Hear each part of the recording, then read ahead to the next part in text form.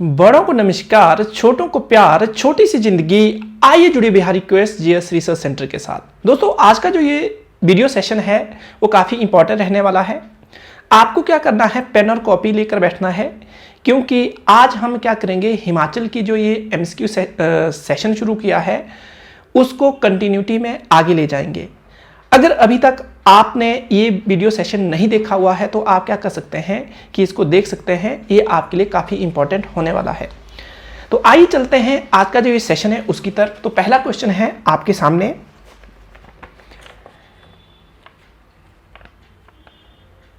कुल्लू के दशहरे को मनाने की परंपरा कब शुरू हुई। क्वेश्चन इस तरह है, ध्यान से देखिएगा। कुल्लू के दशहरे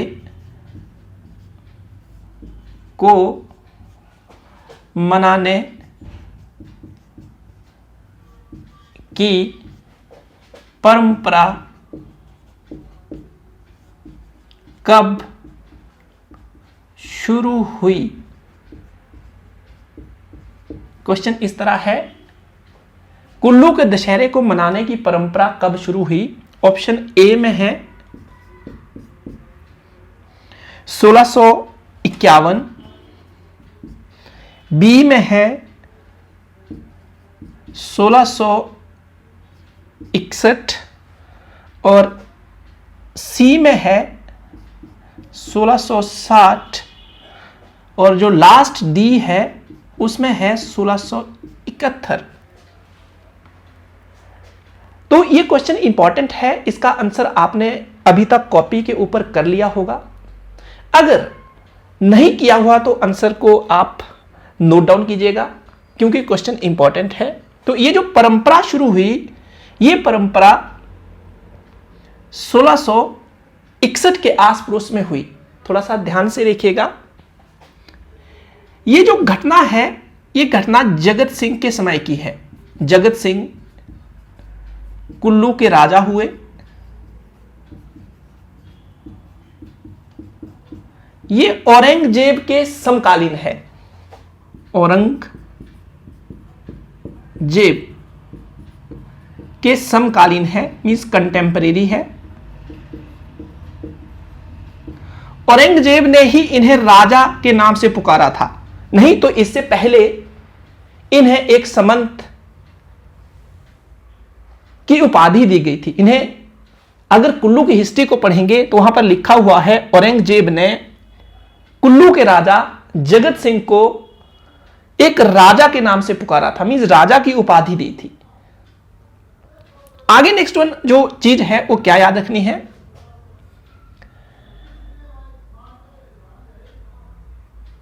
तो सबसे इंपॉर्टेंट चीज क्या है कि जब ये जगत सिंह कुल्लू के राजा थे, जगत सिंह कुल्लू के राजा थे, उस वक्त एक गांव है कुल्लू में, उसका नाम टिपरी है। टिपरी गांव में एक ब्राह्मण रहता था, उसका नाम दुर्गादत्त था। किसी ने एक अफवाह फैला दी कि दुर्गादत्त के पास कुछ एक महत्वपूर्ण बहुमूल्य धातुएं हैं, अगर राजा उनको प्राप्त कर लेता है तो उससे क्या होगा, राजकोष को फायदा होगा, जो राजकोष था उसको फायदा होगा। राजा जब मनाली की साइड जा रहा था तो बीच रास्ते में उस ब्राह्मण का घर पड़ता था। उसने उसे एक वार्निंग दी कि आपके पास जो भी सोना चांदी है, जो बहुमूल्य पदार्थ है, उसको राजा को सौंप दिया जाए। दुर्गादास के पास ऐसा कुछ नहीं था। दुर्गादास को चिंता हो गई कि राजा जब वापस आएगा तो उसे कहां से बहुमूल्य पदार्थ प्रदान करेगा, तो उसने आत्मदाह कर दिया, आत्महत्या कर दी। जब आत्महत्या कर दी तो उसके बाद राजा दिन प्रतिदिन बीमार रहने लगा। एक अन्य व्यक्ति है, उसका नाम जो है क्या बोलते हैं, किशन दास है। एक अन्य व्यक्ति है किशन दास। ये जो किशन दास है, ये जगत सिंह को सलाह देते हैं कि आपको इस बीमारी से, या जो दिन प्रतिदिन आपकी तबीयत खराब हो रही है, इससे बचने के लिए आपको क्या करना पड़ेगा कि अयोध्या से जो एक मतलब अयोध्या में एक मंदिर है, उस मंदिर से आपको रघुनाथ की मूर्ति लानी पड़ेगी। और रघुनाथ की मूर्ति लाकर अगर आप कुल्लू में इसको स्थापित कर देते हैं तो क्या होगा कि आपकी जो तबीयत है दिन प्रतिदिन वो ठीक हो जाएगी। तो यह काम किसे दिया जाए? जगत सिंह के लिए यह सबसे बड़ी चैलेंज वाला काम था। तो इन्होंने जो किशन दास उर्फ पहाड़ी बाबा थे, इनको कहा कि आप मेरी इस काम में हेल्प कीजिए। तो इन्होंने क्या किया कि एक अन्य व्यक्ति है जिनका नाम दामोदर दास है, उनको अयोध्या भेजते हैं और अयोध्या से एक मूर्ति लाई जाती है कुल्लू में। और यह मूर्ति लाने की घटना जो है 1651 की घटना है। इस 1651 में क्या किया जाता है, जब यह मूर्ति कुल्लू में लाई जाती है, उसके बाद घटना ठीक 1660 की है। 1660 में क्या होता है कि इस मूर्ति को स्थापित किया जाता है कुल्लू में, स्थापित। और कुल्लू में स्थापित करने के बाद 1 साल के बाद कुल्लू का जो अंतर्राष्ट्रीय दशहरा मेला है उसकी शुरुआत होती है। तो आई होप आप यहां से ये जो सारा का सारा ब्यौरा था उसको समझ गए कि इसके पीछे क्या हिस्टोरिकल बैकग्राउंड थी।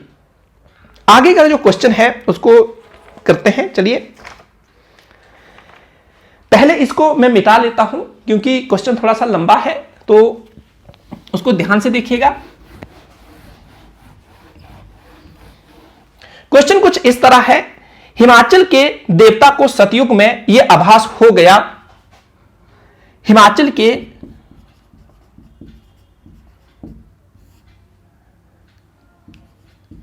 किस देवता को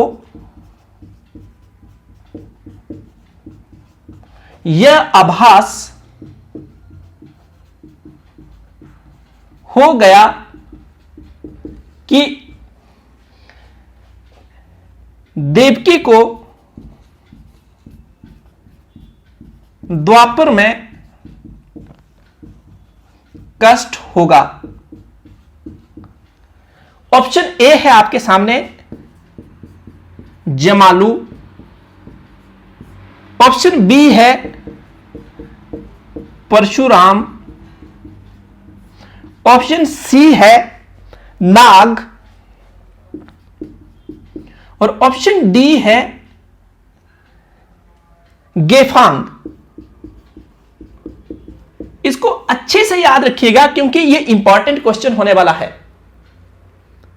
तो इसका सही आंसर जो है यह जमालू है। आपको जमालू के बारे में कुछ एक चीजें याद रखनी है। जमालू जो है कुल्लू का प्रमुख देवता है, कुल्लू का। और कुल्लू में भी कहां? मलाना, जहां पर विश्व का सबसे पुराना लोकतंत्र है। मलाना एक खड्ड है, मलाना एक गांव है और साथ में मलाना एक पर्यटन स्थल भी है। और विश्व का सबसे पुराना लोकतंत्र, ओल्डेस्ट डेमोक्रेसी जो है मलाना में देखने को मिलती है। तो यह भी आपको अच्छे से याद रखना है। तो यहां का एक प्रमुख देवता था जिसे सतयुग में ही यह आभास हो गया था कि द्वापर युग में देवकी को कष्ट होगा। और इसका एक अन्य नाम भी है, ये जो जमालू देवता है, इन्हीं का एक अन्य नाम जमदग्नि ऋषि भी है। तो यह भी आपको याद रखना है, इनका अन्य नाम जमदग्नि ऋषि भी है। और इसी जमदग्नि ऋषि का जो बेटा है परशुराम है। और इनकी मां का नाम रेणुका है, जो एक झील है और इसे हिमाचल प्रदेश की सबसे बड़ी प्राकृतिक झील कहा जाता है। क्या आप कमेंट सेक्शन में लिखकर बता सकते हैं कि यह किस रीजन की प्राकृतिक झील, मतलब किस रीजन में यह पड़ने वाली झील है, किस जिले में पड़ती है ये? दूसरी बात, जो ये परशुराम है, इनको अच्छे से याद रखना है। परशुराम जो है विष्णु के 6ठे अवतार माने जाते हैं, विष्णु के 6वें अवतार। ये आपको यहां से याद रखना है। महाभारत का रामायण काल में इनका विवरण देखने को मिलता है। उसके बाद जब द्वापर युग हुआ तो किसी अन्य रूप में आपके सामने ये देखने को मिलेंगे।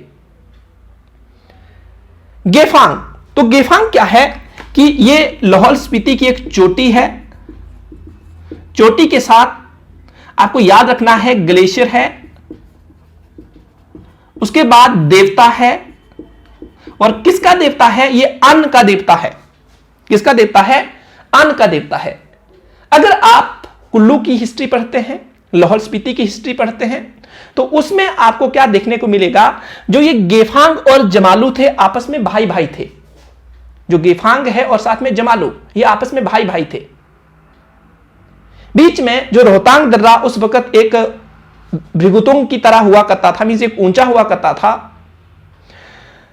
जब शिव की त्रिशूल से इसके ऊपर रास्ता बनाया गया तो ये अलग हुए। एक भाई आपका जो लाहौल रीजन में चला गया और दूसरा जो कुल्लू का रीजन था उसमें आ गया। तो ये भी आपको यहां से याद रखना है। आई होप आप अच्छे से इस क्वेश्चन को समझ गए होंगे, और अच्छे से अगर इस क्वेश्चन को समझ गए तो आप स्क्रीनशॉट ले सकते हैं, इसको अपने पास रख सकते हैं, या दोबारा वीडियो को सुन सकते हैं, क्योंकि ये जो आपको एमसीक्यू सेशन करवाया जा रहा है ये आपके लिए काफी इंपॉर्टेंट है। कोई भी एग्जाम हो हिमाचल का, वहां आपको ये डायरेक्टली हेल्प करेगा। आगे चलते हैं नेक्स्ट क्वेश्चन की तरफ। तो नेक्स्ट क्वेश्चन जो है आपका कुछ इस तरह रहने वाला है। बूढ़ी दिवाली सुना होगा आपने, अगर नहीं सुना है तो आज आपको यह देखने को मिलेगा कि जो बूढ़ी दिवाली है वो कहां पर मनाई जाती है। पहली क्वेश्चन क्या है? बूढ़ी दिवाली मुख्य दिवाली के कितने दिन बाद मनाई जाती है? बूढ़ी दिवाली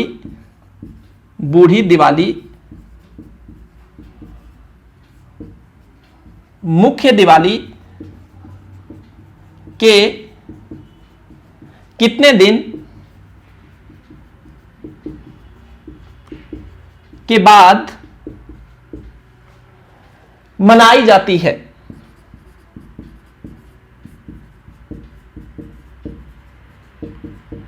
ए है ठीक 1 माह बाद, बी है ठीक 1 माह पहले, सी 3 माह बाद, और जो डी है ए बी। तो आपने आंसर कर लिया होगा, आपको पता भी होगा। तो नहीं किया हुआ है तो आंसर को ध्यान से कीजिएगा, क्योंकि ये इंपॉर्टेंट क्वेश्चन है। तो इसका आंसर सही जो है ए, ये ठीक 1 माह बाद जो सामान्य दिवाली होती है उसके बाद मनाया जाता है। जो कुल्लू का रीजन है, साथ में कुछ एक रीजन जो लाहौल स्पीति के हैं, वहां पर यह त्योहार मनाया जाता है। और ये जब त्योहार मनाया जाता है तो उस त्योहार के टाइम जो आपके जो कोल है और साथ में जो खश है, उनके बीच का जो आपसी संघर्ष है उसको दर्शाया जाता है। मींस ये जो त्योहार है किसके लिए प्रसिद्ध है? तो जो आपके कोल है, या बाद में जिन्हें कोली कहा गया हुआ है, कोल या कोली जो है, उनके बीच, और साथ में दूसरी साइड जो खश है उनके बीच का जो संघर्ष है, उस उपलक्ष्य पर यह त्योहार मनाया जाता है। जब यह संघर्ष होता है तो उसमें खशों की जीत होती है। मैं आपको कई बार बता चुका हूं, जो खश लोग हैं वो आर्य की एक ब्रांच थी। यह भी आपको अच्छे से याद रखना है। और कहां पर किस रीजन में यह मनाया जाता है? तो कुल्लू का रीजन जो है वहां पर यह त्योहार मनाया जाता है, और साथ में कुछ एक जो लाहौल का के रीजन है उस रीजन में भी ये त्योहार देखने को मिलता है। तो आई होप आप अच्छे से इस क्वेश्चन को भी समझ गए होंगे। आगे नेक्स्ट वन क्वेश्चन जो है, ये क्वेश्चन भी इंपॉर्टेंट होने वाला है। किस त्योहार में, क्वेश्चन इंपॉर्टेंट है, ध्यान से सुनिएगा, इसके माध्यम से हम कई चीजें करने वाले हैं। किस त्योहार में, किस त्योहार में नागों का भाग लेना प्रतिबंधित है?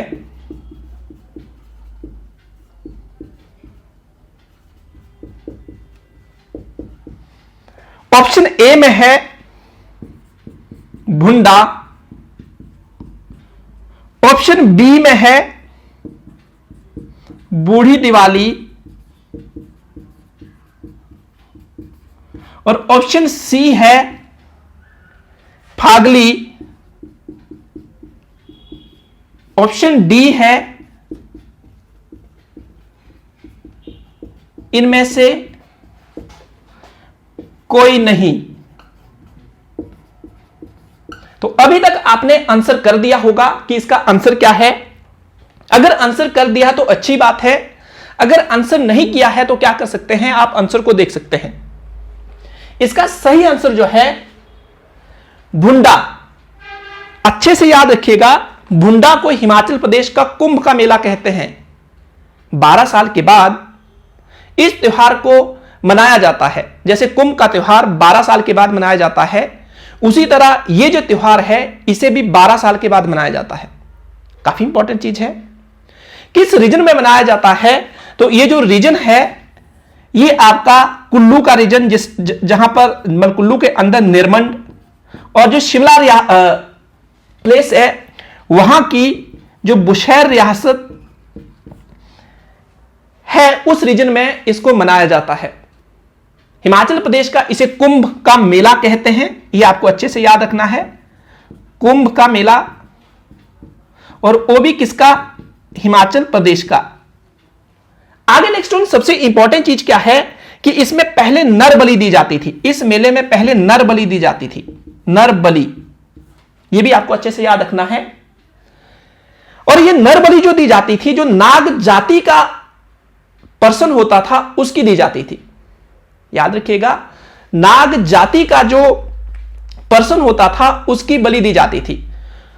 और यह त्योहार जो है, यह त्योहार जो आपके खश है और जो नाग है उनके बीच का जो युद्ध है उस युद्ध के उपलक्ष्य पर मनाया जाता है। फिर याद रखिएगा, खश और साथ में नाग के बीच जो संघर्ष है उस संघर्ष के उपलक्ष्य पर यह त्योहार मनाया जाता है। और इसमें एक रस्सा बनाया जाता है। रस्सा बनाने वाला जो पर्सन होता है उसको नौड़ या बेड़ा कहा जाता है। वो बेड़ा या नौड़ जाति से होता है। और जो जिस व्यक्ति को इस रस्से के ऊपर चढ़ाया जाता है, क्योंकि रस्से को ऊपर ले जाते हैं, पहाड़ पर ले जाते हैं, उसको टांग दिया जाता है और उसके ऊपर एक पीढ़ू लगाया जाता है। उस पीढ़ू के ऊपर उस पर्सन को बिठाया जाता है और छोड़ दिया जाता है। अगर पर्सन मर जाता है तो उसके परिवार को धन दौलत से मालामाल किया जाता है, उसको एक देवता की तरह पूजा जाता है। यह आपको अच्छे से याद रखना है।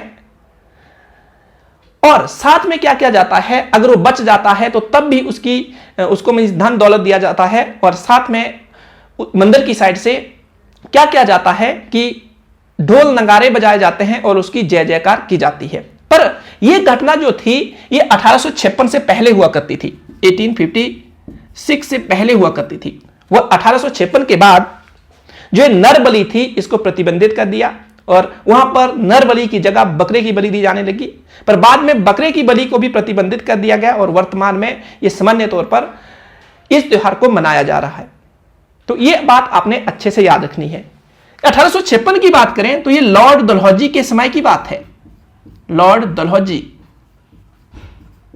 जो उस वक्त गवर्नर है, और इसी वक्त 1856 में जो अवध था उसे कुशासन की आड़ में लॉर्ड डलहौजी ने अपने साम्राज्य में मिला लिया था। यह आपको यहां से मींस, क्योंकि यहां जो घटनाओं का गुच्छा देखने को मिल रहा है एक ही टाइम में, तो आपको पता होना चाहिए। और दूसरी बात क्या है कि 1856 में जब अवध को लॉर्ड डलहौजी ने कुशासन की आड़ में अपने साम्राज्य में मिला लिया तो उस वक्त वहां का राजा वाजिद अली शाह था। ये कुछ एक चीजें आपको याद रखनी है यहां से। आई होप आप अच्छे से समझ गए होंगे ये भुंडा त्योहार क्या है, कहां पर मनाया जाता है। और दूसरी बात, जो फागली त्योहार है ये कुल्लू में मनाया जाता है और ये फसल की कटाई से संबंधित है। कुल्लू में, और साथ में जो फसल की कटाई होती है, फसल की कटाई उससे ये संबंधित है। ये आप लोगों को अच्छे से याद रखना है। तो आई होप आप ये भी समझ गए होंगे कि जो आपका ये जो किस त्योहार में नागों का भाग लेना प्रतिबंधित है। इसमें नाग देवता भाग नहीं लेते हैं और उनको एज मींस यहां इस मेले में प्रतिबंधित किया गया हुआ है, ये आपको अच्छे से पता चल गया होगा। दूसरी बात क्या है, जो ये फागली मेला है, ये फागली मेला कुल्लू में मनाया जाता है और फसल की कटाई से संबंधित है। जैसे मिंजर मेला कितने दिन चलता है? 7 दिन। मंडी का शिवरात्रि मेला कितने दिन चलता है? 7 दिन। वैसे ही फागली कितने दिन चलता है? ये भी 7 दिन चलता है। तो आपको क्या करना है, ये कुछ एक जो चीजें हैं उसको साथ में याद रखना है, ये आपके पेपर के लिए काफी इंपॉर्टेंट है। आगे नेक्स्ट में जो क्वेश्चन है उसको ध्यान से सुनिएगा। क्वेश्चन कुछ इंपॉर्टेंट है, क्योंकि ये जो क्वेश्चन है ये भी आपके पेपर के लिए काफी इंपॉर्टेंट है। क्वेश्चन कुछ इस तरह है, फिर ध्यान से सुनिएगा। ये जो क्वेश्चन है इंपॉर्टेंट होने वाला है। क्वेश्चन है, किरातों की राजधानी कहां हुआ करती थी? किरातों की राजधानी कहां हुआ करती थी? ध्यान से सुनिएगा। किरातों की राजधानी कहां हुआ करती थी? काफी इंपॉर्टेंट है, क्वेश्चन को ध्यान से देखिएगा। Option A Kirgram, option B Brahmapur, option C Nagarkot, option D Hindur. काफी इंपॉर्टेंट है, इसको अच्छे से ध्यान से देखिएगा। किरातों की राजधानी कहां पर हुआ करती थी? तो ये काफी इंपॉर्टेंट है।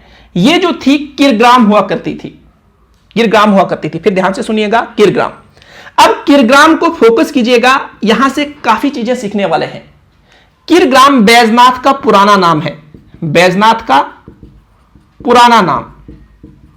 उसके बाद एक अन्य नाम है इसका गोकर्ण, गोकर्ण किसका नाम? किरग्राम का एक अन्य नाम है, और ये जो नाम है इसको बोलेंगे गोकर्ण। दूसरी बात, जो आपकी बिनवा नदी है उसके आस पड़ोस में ये किरग्राम देखने को मिलता है। किरग्राम बिनवा नदी के आस पड़ोस में देखने को मिलता है, यहीं पर बिनवा प्रोजेक्ट भी है। क्या आप मुझे बता सकते हैं कि जो बिनवा हाइड्रो प्रोजेक्ट है वो कितने मेगावाट का है? दूसरी बात, ध्यान से देखिएगा कि जो एक किरग्राम है यहां पर शिव मंदिर है, और शिव मंदिर में जो शिवलिंग है, माना जाता है कि जब रावण ने तपस्या की हिमालय के रीजन में, तो उस वक्त तपस्या से प्रसन्न होकर शिव ने उनको साक्षात्कार दर्शन दिए और कहा रावण से कि आप मांगिए, आपको क्या चाहिए? तो जो रावण है उस वक्त बोलते हैं कि आप मेरे साथ लंका चल पड़िए। शिव पहले तो मना करते हैं, पर इतने तपस्वी थे रावण, इतने ज्ञानी और महान विद्वान थे कि अंत में शिव को मानना पड़ा, क्योंकि उन्होंने तपस्या ऐसी की थी। अपने सारे के सारे जो 9 सिर थे उनको हवन में चढ़ा दिया था, सिर्फ एक सिर बचा था। उस वक्त उनकी तपस्या से प्रसन्न होकर शिव ने उनको दर्शन दिए थे। तो उनके साथ चलने के लिए तैयार होते हैं शिव, और शिवलिंग का रूप धारण करके क्या करते हैं कि जो रावण है उनको हाथ में ले चलते हैं, और लेने से पहले शिव जी इंस्ट्रक्शन देते हैं, निर्देश देते हैं कि ध्यान रखना कहीं बीच में मत छोड़ना। रावण बोलते ठीक है, हिमालय से चल पड़े और बैजनाथ के आस पड़ोस में पहुंचते हैं। तो वहां पर क्या होता है कि जो बैजनाथ में पहुंचने के बाद उन्हें लघु शंका लगती है। लघु शंका का मतलब है उन्हें वॉशरूम जाना है, उन्हें सूसू लगती है। किसी व्यक्ति को देखकर उनके हाथ में शिवलिंग को पकड़ाते हैं और बोलते भाई साहब 1 मिनट रुकिए और मेरी थोड़ी सी हेल्प कीजिए, मैं 2 मिनट के बाद आया। जब रावण वापस आते हैं तो वो शिवलिंग जो धरती के अंदर रखा, धरती के ऊपर रखा हुआ है, और उठाने की कोशिश करते हैं, उस शिवलिंग को नहीं उठा पाते हैं। और उसके बाद उसी के ऊपर बैजनाथ मंदिर की स्थापना की जाती है। मतलब जो बैजनाथ मंदिर बना हो शिवलिंग को ढका हुआ है। तो ये जो मंदिर है आपको कहां देखने को मिलेगा? ये जो शिव मंदिर है ये बैजनाथ में देखने को मिलेगा। और इसका संबंध किससे जोड़ा जाता है? रावण से। और माना जाता है, मान्यता है कि यहां पर सुनियार की कोई भी दुकान नहीं, और ना ही यहां पर मेघनाथ और जो रावण है उसके पुतले भी नहीं जलाए जाते हैं दशहरे के दौरान। ऐसी मतलब मान्यता है यहां पर। तो ये चीज आपको क्या करनी है, अच्छे से याद रखनी है। दूसरी बात, जो ये बैजनाथ का मंदिर है ये नागर शैली में बना हुआ है। किस स्टाइल में बना हुआ है? नागर शैली में बना हुआ है। ये भी आपको अच्छे से याद रखना है, नागर शैली। क्या आप मुझे एक बात बता सकते हैं कि ये जो मंदिर किस राजा ने बनाया और किस सेंचुरी में बना हुआ है? आई होप आप अच्छे से समझ गए होंगे कि जो बैजनाथ या जिसको हम कीरग्राम या गोकर्ण या बैजनाथ का पुराना नाम जो है आपके सामने है, तो ये जो सारे इसके सारी मतलब घटनाएं हैं ये आपको याद रखनी है। और राजधानी कहां हुआ करती थी किरातों की?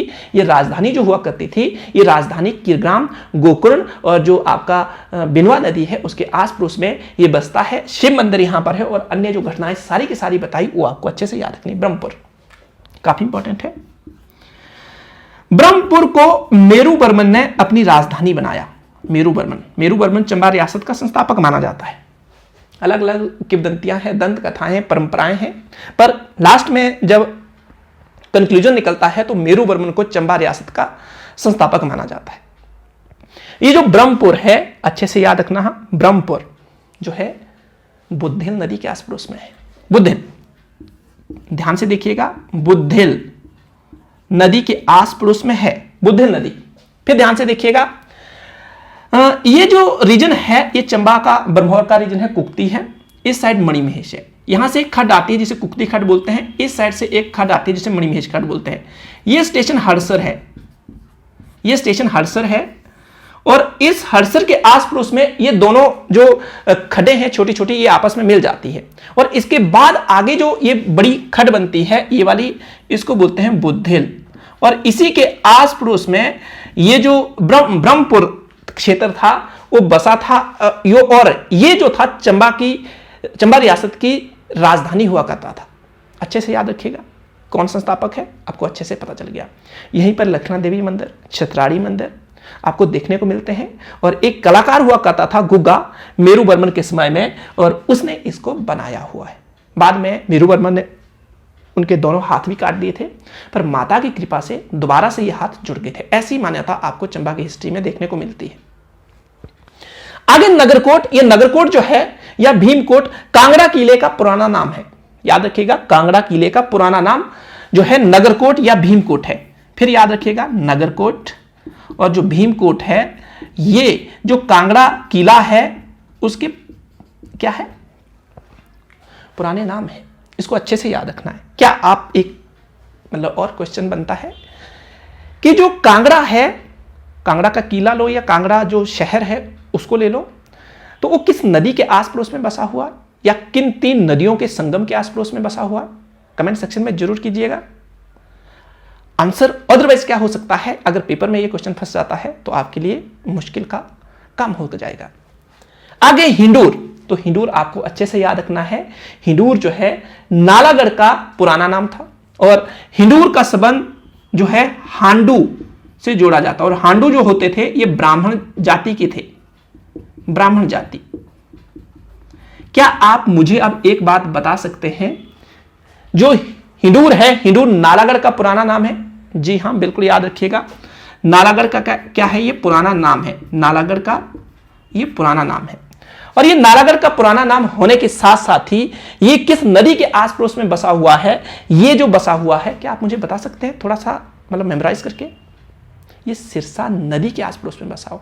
ये सिरसा नदी जो है ये जो हमारा कालका का रीजन है, कालका का जो नॉर्थ वाला रीजन है उस रीजन से निकलती है और ये रीजन शिवालिक में आता है और उस वक्त उसको बल्द कहा जाता है। बाद में नालागढ़ के आस पड़ोस में जब ये नदी आती है तो ये सिरसा कहलाती है। तो ये चीज आपको क्या करनी है, अच्छे से याद रखनी है। ये आपके पेपर के पॉइंट ऑफ व्यू से काफी इंपॉर्टेंट है। तो आई होप आपको ये क्वेश्चन भी समझ आ गया होगा और इससे रिलेटेड जो भी हमने चीजें की वो आप इसका स्क्रीनशॉट ले सकते हैं और अपने पास रख सकते हैं। और साथ में अगर आपको ये वीडियो अच्छा लगता है तो आप क्या कर सकते हैं, लाइक तो कर सकते हैं और वीडियो को पूरा देख सकते हैं। अगर थोड़ी बहुत इससे हेल्प मिली, इतनी सी भी हेल्प मिली, तो आप क्या कर सकते हैं, अपने जो सगे संबंधी है, जो भाई बंधु कॉम्पिटिटिव एग्जाम में जुड़े हुए हैं, उनको शेयर कर सकते हैं या खुद आप इसको सुनकर उनको पढ़ा सकते हैं ताकि उनकी भी क्या हो सके, थोड़ी बहुत हेल्प हो सके। तो आगे चलते हैं, आगे के क्वेश्चन देखते हैं। कुछ क्वेश्चन इंपॉर्टेंट होने वाला है। साथ में एक चीज यहां इंडिकेट की हुई है, उसको जरूर नोट कीजिएगा।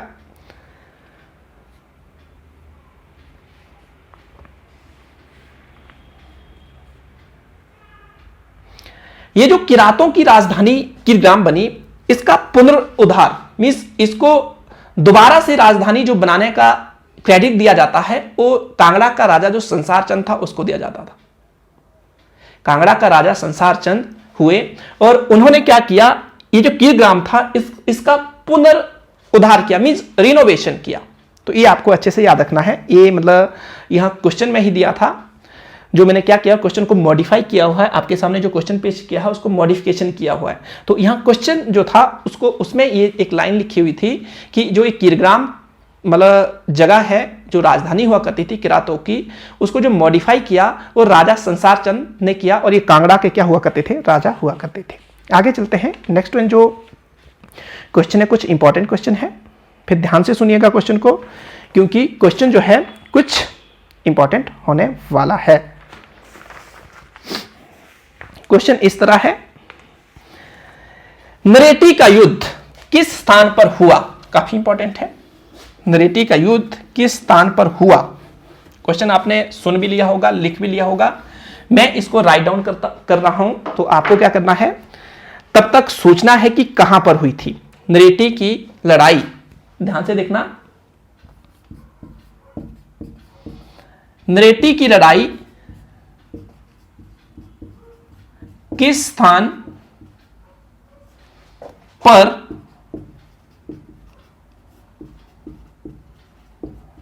हुई? फिर ध्यान से देखिएगा, नरेटी की लड़ाई किस स्थान पर हुई? ऑप्शन ए में देखिएगा शाहपुर, बी में देखिएगा चड़ी, सी में देखिएगा घरो और डी में देखिएगा रानीताल। ये लास्ट क्वेश्चन है, आज का जो सेशन है उसका लास्ट क्वेश्चन है ये, तो ध्यान से देखिएगा क्योंकि क्वेश्चन इंपॉर्टेंट है। नरेटी की लड़ाई किस स्थान पर हुई? शाहपुर, चड़ी, घरो, रानीताल। अच्छे से याद रखिएगा क्योंकि इंपॉर्टेंट है। तो इसका सही आंसर शाहपुर है। शाहपुर में यह लड़ाई लड़ी गई थी। किस और किसके बीच में हुई यह भी जानना जरूरी है। तो जिनके बीच में यह लड़ाई हुई थी, पहले तो आप जिलों की बात करें तो चंबा और कांगड़ा के बीच में लड़ाई हुई, चंबा और कांगड़ा।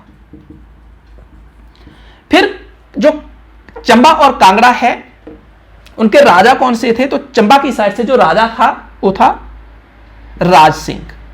राज सिंह, याद रखिएगा, राजा था राज सिंह। और जो दूसरी साइड थी कांगड़ा, वहां से राजा था संसार चंद। और इसमें जीत किसकी हुई? तो जीता जो था कांगड़ा का राजा जीता था। अब घटना कब की है, किस वक्त ये लड़ाई हुई थी? तो 1786 के आस पड़ोस की घटना मानी जाती है। 1786 के आस पड़ोस की घटना मानी जाती है। एक तो ये चीज याद रखनी है कि कई बार 1786 लिखा हुआ है, पर अगर आप किताबों में देखते हैं तो इसे लगभग 1794 और 96 के आस पड़ोस में भी बताया गया है। तो आपको दोनों चीजें याद रखनी है, जैसा ऑप्शन हो उसके अकॉर्डिंग आंसर करना है। तो आई होप आप अच्छे से समझ गए होंगे कि जो नरेटी की लड़ाई थी किस और किसके बीच में हुई। दूसरी बात क्या है कि जो चड़ी है इसको अच्छे से याद रखना है। चड़ी के बारे में कुछ एक चीजें याद रखनी है। इसे विष नगरी कहते हैं। क्या कहते हैं? विष नगरी। ज्यादा डिटेल नहीं करूंगा, सिर्फ कुछ एक यहां से क्वेश्चन बन रहे हैं उसको ही डिटेल करने जा रहा हूं। विष नगरी, शोभा मतलब बाबा शोभानाथ की नगरी, शोभानाथ की नगरी,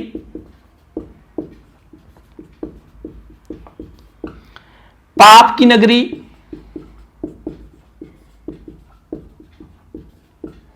तो ये कुछ एक चीजें आपको याद रखनी है चड़ी के बारे में। उसके बाद रानीताल के बारे में ज्यादा डिटेल ना करते हुए मैं सिर्फ थोड़ा सा बताऊंगा, क्योंकि आगे जब क्वेश्चन आएंगे तो उसमें हम इसका डिटेल में मतलब बातचीत करेंगे। तो यहां पर आपको क्या याद रखना है, ये रीजन चंबा और कांगड़ा के बीच डिस्प्यूट का रीजन रहा। कांगड़ा और चंबा के बीच डिस्प्यूट का रीजन रहा।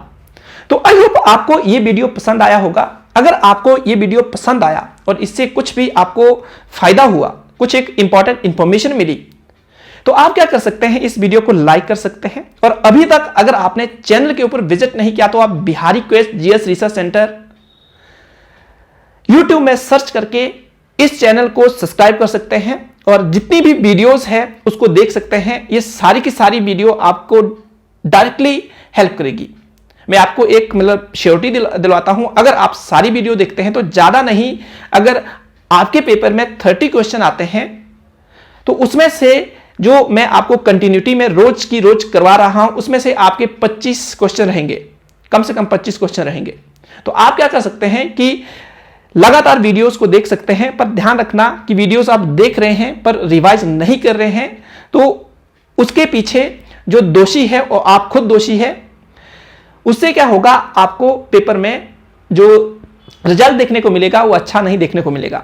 तो आपको क्या करना है कि वीडियो को देखना है, एक बार नहीं 2 बार 3 बार देख सकते हैं, आप स्क्रीनशॉट ले सकते हैं, क्योंकि काफी एक ब्रीफ में आपको ये सारी की सारी चीजें बताई जा रही है। अगर आप खुद बुक पढ़ते हैं तो इतने कम टाइम में इतना नहीं गेन कर पाएंगे। तो आपको क्या करना है, इस वीडियो को टकटकी लगाकर देखना है। साथ में क्या करना है कि अगर आप इसको किसी को पढ़ा सकते हैं तो अच्छी बात है, नहीं पढ़ा सकते हैं तो वीडियो को शेयर जरूर कीजिएगा, जिससे क्या हो कि उनकी भी हेल्प हो सके। आगे नेक्स्ट वन क्या करना होता है आपको कि बड़ों का करना है समान। इसे अपनी जिंदगी में हमेशा याद रखना, चाहे आप किसी भी डेस्टिनेशन पर पहुंच जाते हैं, बड़ों का करना है समान। याद रखना, बड़ों का करना है समान, छोटों से करना है प्यार और स्नेह, पर्यावरण और सेहत का रखना है ध्यान। यह होना चाहिए हमारी जिंदगी का परम काम। धन्यवाद। जय हिंद।